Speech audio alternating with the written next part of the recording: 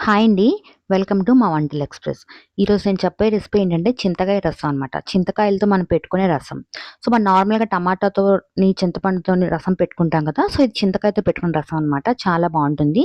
దీన్ని వేడి వేడి అన్నంలో తింటే చాలా బావుంటుందండి. అందులో ముద్దపప్పు వేసుకొని నెయ్యి కాంబినేషన్‌లో తింటే చాలా బావుంటుంది. తప్పకుండా ట్రై చేయండి. అండ్ ఈ వీడియో నచ్చితే like, share and subscribe to my channel. So, ముందుగా మనం ఏంటంటే చింతకాయలని బాగా కడుక్కోవాలండి. 3 చింతకాయలు తీసుకోవాలి. సో, వీటిని బాగా కడుక్కొని మనం ఉడకపెట్టుకోవాలనమాట.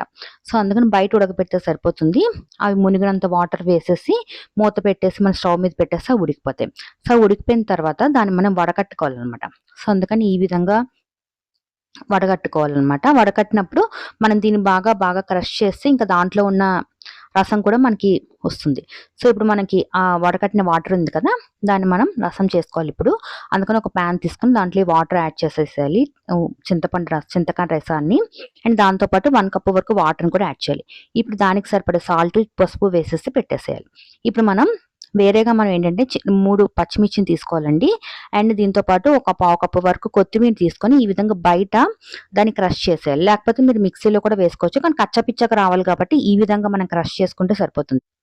సో, ఇప్పుడు ఆల్రెడీ మనం చింతకాయ రసం స్టవ్ మీద పెట్టాం కదండీ! సో, అది ఉడుకుతున్నప్పుడే మనం ఈ మిక్సీని కూడా మనం దాంట్లో వేసేయాలి. వేసేసి ఇది కలర్ మారినంత వరకు బాగా ఉడికించుకోవాలండి. ఇప్పుడు కొత్తిమీర కలర్ మారిపోయింది కదా!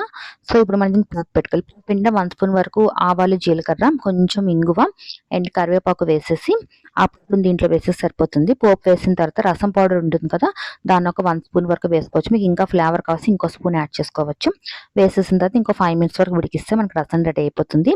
దీన్ని వేడి వేడి అన్నంలో నెయ్యి కాంబినేషన్‌లో తిన్నా, ముద్దపప్పు కాంబినేషన్‌లో తిన్నా, నార్మల్‌గా ఈ రసం తాగినా సరే చాలా బావుంటుంది. తప్పకుండా ట్రై చేయండి. అండ్ ఈ వీడియో నచ్చితే లైక్, షేర్ అండ్ సబ్స్క్రైబ్.